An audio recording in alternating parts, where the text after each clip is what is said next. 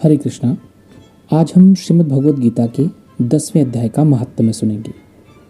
भगवान शिव कहते हैं, हे सुंदरी, अब तुम दशम अध्याय के महात्म्य की परम का पावन कथा सुनो, जो स्वर्ग रूपी दुर्ग में जाने के लिए सुंदर सोपान और प्रभाव की चरम सीमा है। काशीपुरी में धीर बुद्धि नाम से एक विख्यात ब्राह्मण था, जो मुझ में प्रिय नंदी के समान भक्ति रखता था। वह पावन कीर्ति के अर्जन में तत्पर रहने वाला, शांत चित्त और हिंसा, कठोरता एवं दुस्साहस से दूर रहने वाला था। जितेंद्रिय होने के कारण वह निवृत्ति मार्ग में ही स्थित रहता था। उसने वेद रूपी समुद्र का पार पा लिया था। वह संपूर्ण शास्त्रों के तात्पर्य का ज्ञाता था। उसका चित्त सदा मेरे ध्यान में संलग्न रहता था। वह मन को अंतरात्मा में लगाकर सदा आत्म तत्व का साक्षात्कार किया करता था।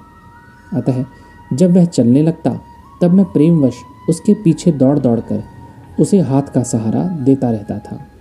यह देखकर मेरे पार्षद भृंगी ने पूछा, भगवान, इस प्रकार भला किसने आपका दर्शन किया होगा? इस महात्मा ने कौन सा तप, होम अथवा जप किया है कि आप स्वयं ही पद पद पर इसे हाथ का सहारा देते चलते हैं? भृंगी का यह प्रश्न सुनकर मैंने इसका उत्तर देना आरंभ किया। एक समय की बात है, कैलाश पर्वत के पार्श्वभाग में पुन्नाग वन के भीतर चंद्रमा की अमृतमयी किरणों से धुली हुई भूमि में एक वेदी का आश्रय लेकर मैं बैठा हुआ था। मेरे बैठने के क्षण भर बाद ही सहसा बड़े जोर की आंधी उठी। वहाँ के वृक्षों की शाखाएं नीचे ऊपर होकर आपस में टकराने लगी। कितनी ही टहनियाँ टूट टूट कर बिखर गई। पर्वत की अविचल छाया भी हिलने लगी। इसके बाद वहाँ महान भयंकर शब्द हुआ, जिससे पर्वत की कंदराएं प्रतिध्वनित हो उठी। तदंतर आकाश से कोई विशाल पक्षी उतरा, जिसकी कांति काले मेघ के समान थी। वह कज्जल की राशि, अंधकार के समूह अथवा पंख कटे हुए काले पर्वत सा जान पड़ता था। पैरों से पृथ्वी का सहारा लेकर उस पक्षी ने मुझे प्रणाम किया और एक सुंदर नवीन कमल मेरे चरणों में रखकर स्पष्ट वाणी में मेरी स्तुति करनी आरंभ की। पक्षी ने बोला, हे देव, आपकी जय हो। आप चिदानंदमयी सुधा के सागर तथा जगत के पालक हैं। सदा सद्भावना से युक्त एवं अनासक्ति की लहरों से उल्लसित हैं। आपके वैभव का कहीं अंत नहीं है। आपकी जय हो। अद्वैत वासना से परिपूर्ण बुद्धि के द्वारा आप त्रिविध मलों से रहित हैं। आप जितेंद्रिय भक्तों के अधीन रहते हैं तथा ध्यान में आपका स्वरूप का साक्षात्कार होता है। आप अविद्यामय उपाधि से रहित, नित्य मुक्त, निराकार, निरामय, असीम, अहंकार शून्य, आवरण रहित और निर्गुण हैं। आपके चरण कमल शरणागत भक्तों की रक्षा करने में प्रवीण हैं। अपने भयंकर ललाट रूपी महासर्प की विष ज्वाला से आपने कामदेव को भस्म किया है। आपकी जय हो। आप प्रत्यक्ष आदि प्रमाणों से दूर होते हुए भी प्रामाण्य स्वरूप स्वयं हैं। आपको बार बार नमस्कार है। चैतन्य के स्वामी तथा त्रिभुवन रूपधारी, आपको प्रणाम है। मैं श्रेष्ठ योगियों द्वारा चुंबित आपके उन चरण कमलों की वंदना करता हूँ, जो अपार भव पाप के समुद्र से पार उतारने में अद्भुत शक्तिशाली हैं। हे महादेव, साक्षात बृहस्पति भी आपकी स्तुति करने की धृष्टता नहीं कर सकते। सहस्त्रों मुख वाले नागराज शेष में भी इतनी चातुरी नहीं है कि वे आपके गुणों का वर्णन कर सकें। फिर मेरे जैसे छोटी बुद्धि वाले पक्षी की तो बात ही क्या है।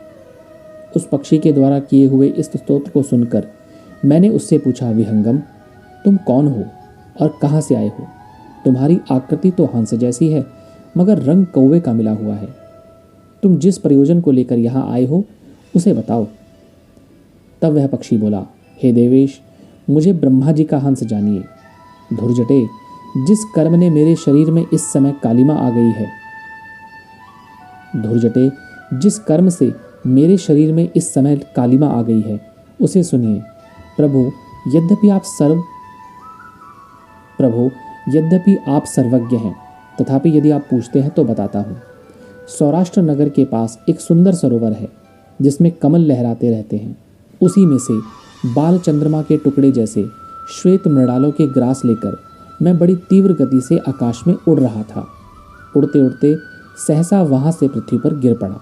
जब होश में आया और अपने गिरने का कोई कारण न देख सका, तो मन ही मन सोचने लगा, ओ, ये मुझ पर क्या हो गया? आज मेरा पतन कैसे हो गया? पके हुए कपूर के समान मेरा श्वेत शरीर यह काला कैसे हो गया? इस प्रकार विस्मित होकर मैं अभी विचार ही कर रहा था कि उस पोखरे के कमलों से मुझे ऐसी वाणी सुनाई दी, हंस उठो, मैं तुम्हारे गिरने और काले होने का कारण बताती हूँ।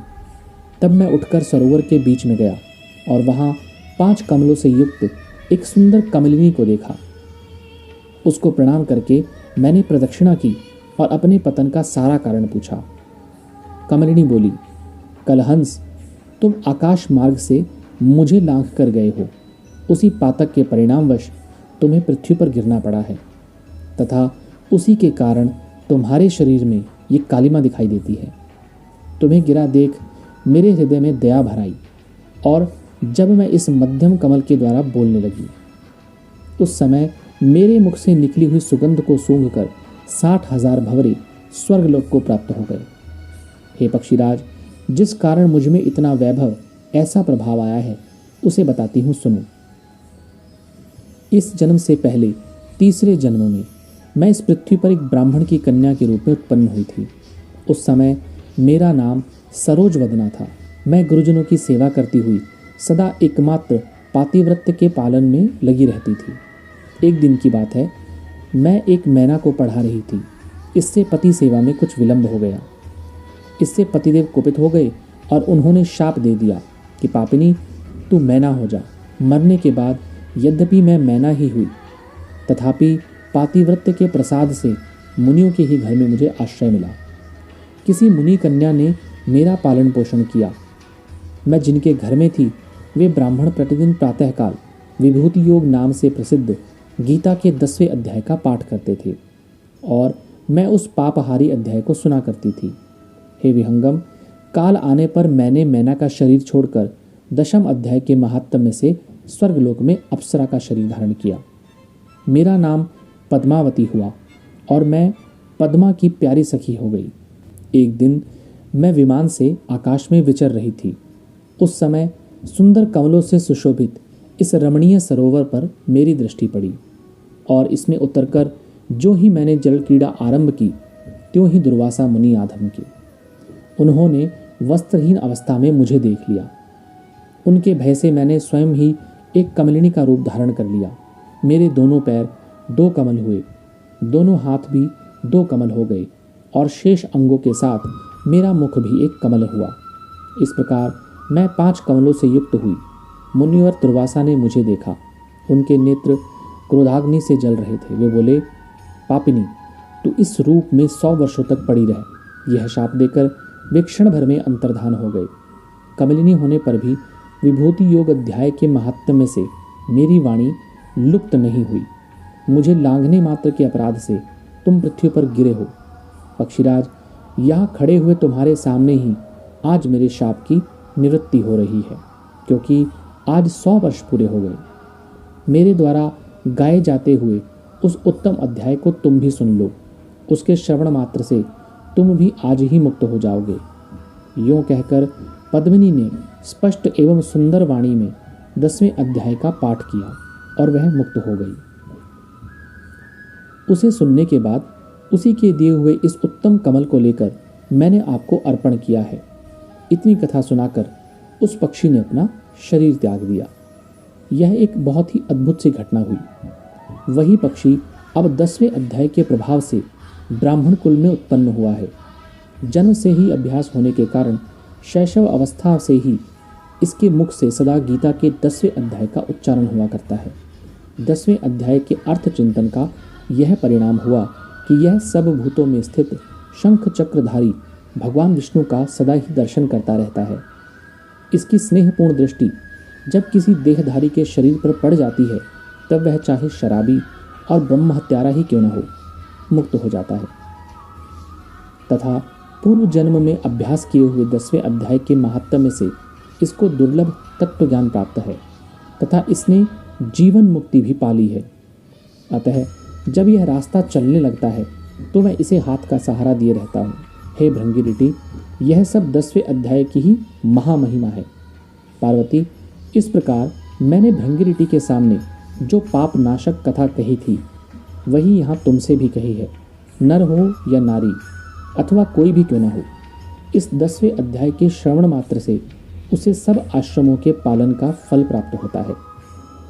इस प्रकार श्रीमद् भगवद गीता के 10वें अध्याय का महात्म्य संपूर्ण हुआ। हरे कृष्ण।